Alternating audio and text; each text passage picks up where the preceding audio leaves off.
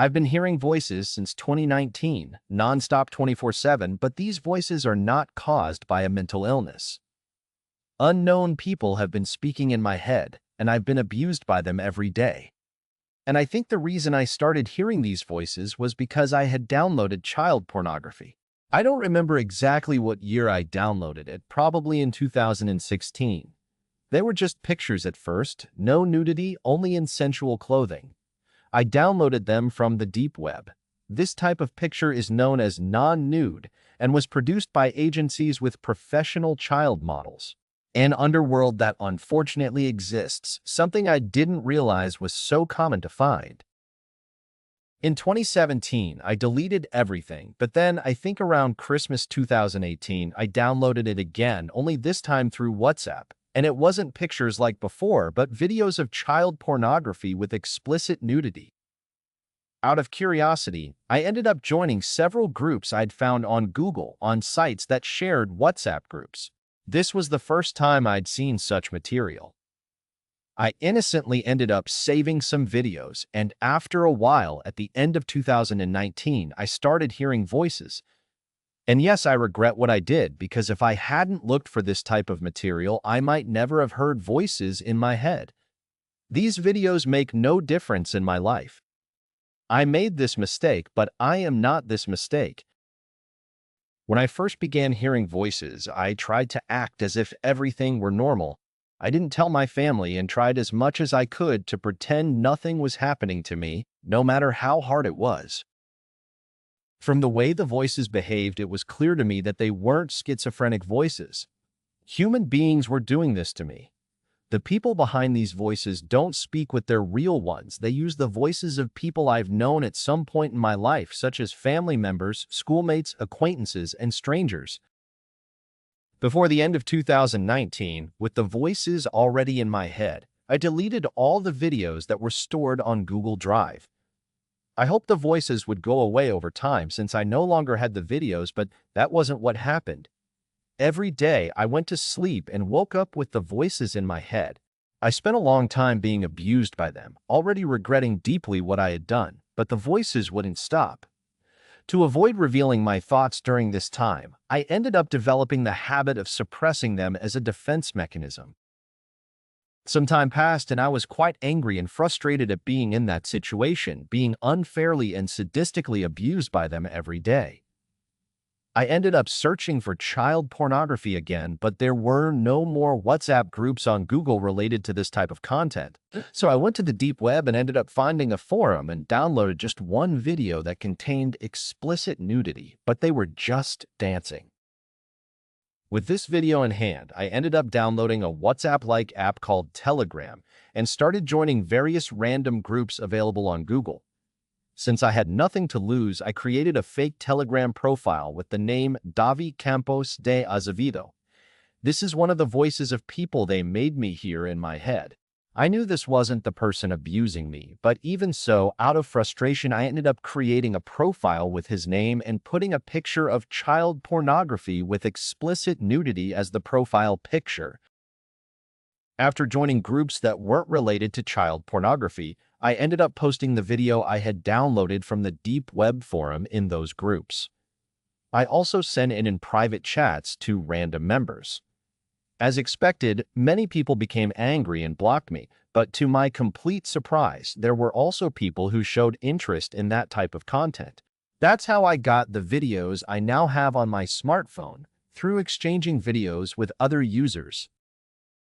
To my surprise, for some reason, Telegram didn't ban my profile, even though the people I sent the illegal videos to said they were reporting me to the platform. Since nothing was happening to me, I ended up posting the videos I found in several Telegram police groups. After a long time being reported and seeing people horrified by the material I was posting, I ended up being banned from Telegram. Deep down, I actually wanted to be reported to the police since I was trapped in that situation and didn't have the courage to tell anyone. During that time, I also filed several anonymous reports on SaferNet and uploaded some of the videos I had obtained to YouTube, where I was almost immediately banned after posting them. I didn't post them on my main account since I like having a YouTube account and enjoy watching its content. One of the ways the voices abuse me is by repeatedly saying the word gostosa. I hear it every single day. To be honest, it feels like I'm being raped by the voices. Yes, it's something disgusting, and I wish it weren't happening to me. One of the strategies I found to avoid repeating this word in my thoughts when they say it is to pronounce the words Gost or Sauser. This prevents me from thinking of that word, and it doesn't carry the sexual connotation. Continuing the story, trapped in that situation, watching my life slip away without knowing how to escape, constantly abused, and without the courage to tell my family what was happening, I decided to take an extreme step.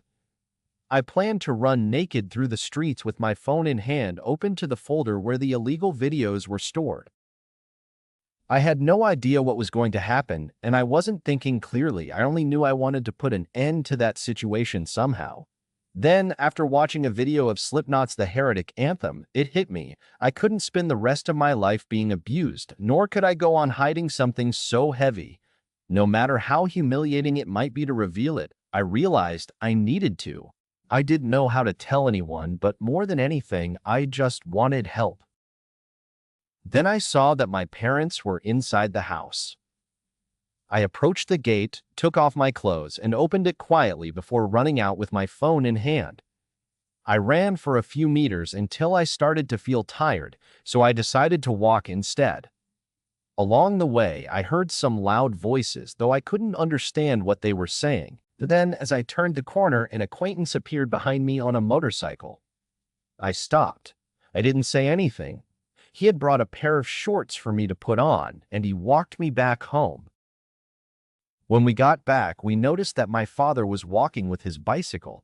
When I arrived home after meeting up with my father and the young man who had accompanied me along the way, I realized that things hadn't happened the way I had hoped, and that I was still trapped in a situation that felt more like a nightmare. Later that night, I gathered the courage to tell my parents that I was hearing voices and that I wanted to be admitted to a psychiatric hospital. I don't remember if it was before or after I mentioned the child pornography, but I said in an almost whisper, "Child pornography." I made this mistake, but I am not this mistake, with tears in my eyes, visibly shaken. Then I said to my mother and father, "Please, let's go to the police station," in a low voice. I remember my mother replying that I wasn't a criminal to be going to the police, but she promised me that in the morning after we woke up, we would go. I would have preferred to go immediately, but I agreed. Unfortunately, in the morning, they didn't want to go, so I insisted that they take me to a psychiatric hospital because I was hearing voices without explaining the whole complicated situation. However, my mother disagreed, as she had had very bad experiences in psychiatric hospitals and feared the same would happen to me. I knew that even though it wasn't the best place to be, it wouldn't happen to me because I was going there to get help. In the end, though, I couldn't convince her and I let the matter go. This happened in 2023, if my memory serves me right. Now it's 2025, I'm 28 years old, and I'm still pretending that everything is fine with me. However, I was able to write this text, which helps a lot in making my situation understood. That's it. This is the video I watched before running naked. All I needed was the courage, and I was ready to risk my life to end it once and for all. I got a fucking secret for you.